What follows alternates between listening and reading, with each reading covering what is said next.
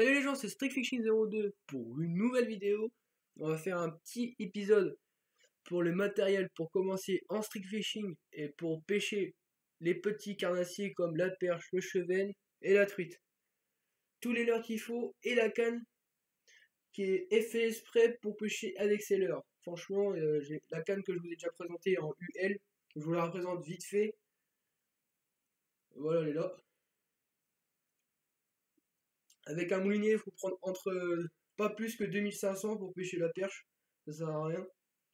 Un petit moulinet d'Aiwa que vous connaissez, qui marche très bien pour pêcher, qui coûte pas très cher. Par contre, la canne est un peu cher. Je l'ai déjà présenté, c'est une 3-10 grammes. Bien pour pêcher le petit carnassier, comme les petits brochets, perches, chevennes, truites. Pour les ruisseaux, c'est nickel.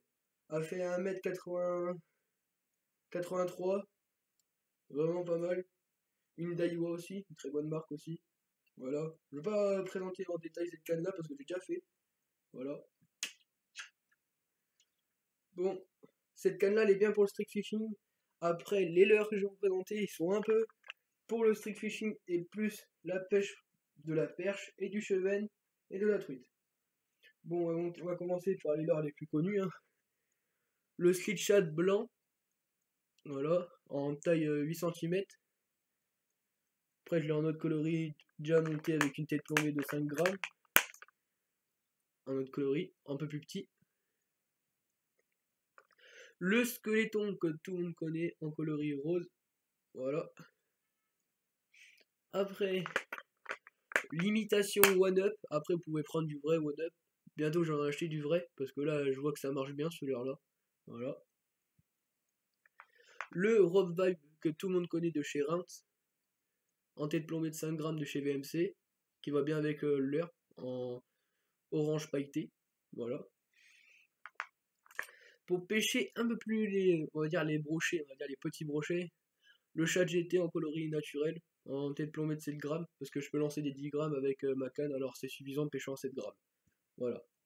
Après, tout le monde que connaît le Sandra, j'ai pris en tête noire et orange, avec une tête rouge de chez VMC. Voilà. Après, vraiment les petits carnassiers comme le chevenne, la truite et la petite perche, le petit Sandra, voilà, avec une tête plombée de 1 gramme.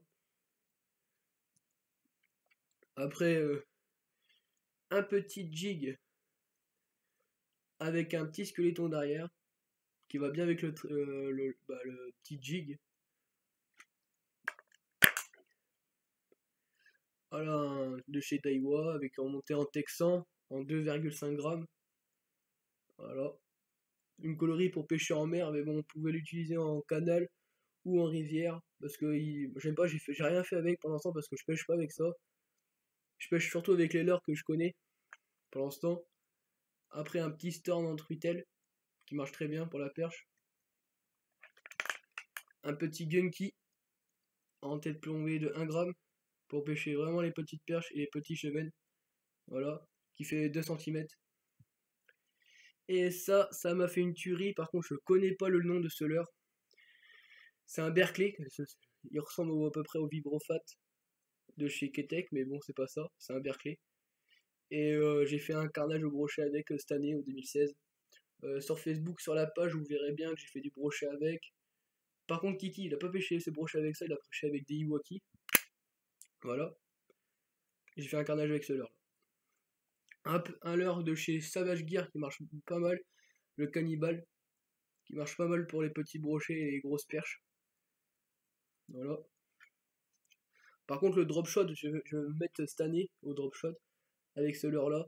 Je vais essayer, c'est un Berkeley, par contre, je connais pas le modèle. Voilà. Après, Sandra en différentes couleurs, en blanc. Voilà. Le Ripple Shad de chez Berkeley aussi, qui marche pas mal. Voilà, en coloris perche, un peu abîmé parce que j'ai fait tout avec. J'ai fait un brochet de 60 avec ça, qui fait que 5 cm, et la perche un raffole quand on laisse descendre dans le scie, dans le fond, au canal, ça marche très bien. Kiki pourra vous le dire, il a déjà fait de la perche comme ça. Voilà. Après le Berkeley que j'ai fait un carnage en différentes couleurs, je l'ai. Voilà. Après j'ai une Naturi de chez Caperlan, chez Decathlon, voilà. Pas encore fait de poisson. Parce qu'en fait, je les utilise pas, parce que je les mets presque jamais à l'eau. C'est très rare quand je les mets à l'eau. Voilà. Et les plus connus, que je fais un carton, les anciennes cuillères de chez Maps, Black Fury. Elle marche très bien pour la truite et la perche. Moi, avec la perche, je fais un carton avec cette cuillère-là. Encore, si vous avez déjà aimé ma page Facebook, alors il y a une petite photo que je suis avec une perche qui fait 20 cm ou 15 cm avec cette cuillère-là. Voilà. Après, on va passer au crank et au jerkbait. Voilà, une petite sauterelle de chez Caperlan qui marche très bien pour la truite et le cheven parce qu'elle elle coule pas d'un coup. Elle reste en surface, vous laissez descendre comme ça dans les courants et le cheven il le gobe. C'est vraiment pas mal. Après le Barn 40 que tout le monde connaît, que j'ai déjà présenté plein de fois dans toutes mes présentations de l'heure. Je l'ai en différents coloris. En truitel. Voilà, le Barn 40, il marche très bien.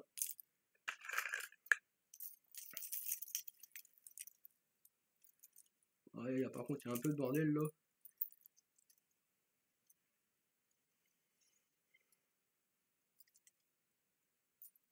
Par contre, je sais que c'est un lipless en coloris perche. Je sais pas son nom, par contre, je sais que ça vient de Caperlan. Mais bon, j'ai pas fait de poisson pour l'instant avec. Le X-Trap Kundang de chez Rapala, qui m'a fait une perche, c'est tout. Par contre, la truite, j'ai failli en faire une avec ça. Voilà. Le Smith 30 de chez Caperlan en coloris truitel. Voilà. Et le Mano 30 de chez Génération Leurre, qui a fait pas encore une curie, mais bientôt, je crois, parce que j'ai eu un suivi quand j'étais en train de pêcher avec Kiki. J'étais en train de pêcher la perche et j'ai eu un suivi avec ça. Après ça, comme ça, j'ai mis ma Black Fury pour vraiment l'attraper facilement. Voilà. Et après, les différentes boîtes que j'utilise pour le streak fishing ou quand je pêche en rivière, je prends des petites boîtes comme ça de chez Caperlan qui coûtent 1,80€, je crois, celle-là. Vraiment, je la prends quand j'ai des leurres qui marchent très bien, je les mets que dans cette boîte-là. Et je me balade avec une sacoche comme ça sur le côté. Alors, vraiment, si vous avez beaucoup de leurres à perche, à cheven et à truite, vous prenez une boîte comme ça. Par contre, ça, c'est mon père qui m'a donné ça parce qu'il avait trouvé ça dans le grenier. Une boîte qui doit mettre des outils dedans, mais moi, il me l'a donné pour mettre mes leurres dedans. Voilà. Après, la tresse et le fluorocarbone, je vais vous montrer ça tout de suite. Par contre, la tresse, c'est pas de la jaune parce que c'est mon ancienne tresse de ma casting que j'ai pris sur une nouvelle tresse. Voilà. Bon, sinon ma tresse qui a sur ma spinning, qui est sur ce moulinet d'Aiwa, c'est une tresse de 12,8 kg de chez Fufix en 4 brins. Pas besoin d'avoir du 8 brins sur les spinning. Voilà. Ça suffit largement. Bon, en plus, c'est des petits poissons que je pêche en 12 kg, ça suffit largement. Après, sinon, bon, je vais parler vite fait de ma casting. Ça, c'est la nouvelle tresse que j'ai achetée pour ma casting. Avant, j'étais en 23 kg, j'ai pris un peu moins parce que c'était un peu gros quand même. Là, j'ai pris en 15 kg. En 4 brins. Après, le fluorocarbone. Ça n'a pas changé. C'est du 12,3 kg en Berkeley. C'est un fluorocarbone qui marche très bien pour la truite, la perche et le cheval.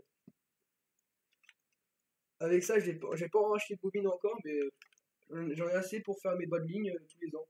Même tous les mois, je change mon bas de ligne parce qu'il est usé avec les dents brochées et la force de s'accrocher dans les arbres. Quand des fois on pêche, quand il y a des arbres dans l'eau, ça arrive qu'on s'accroche.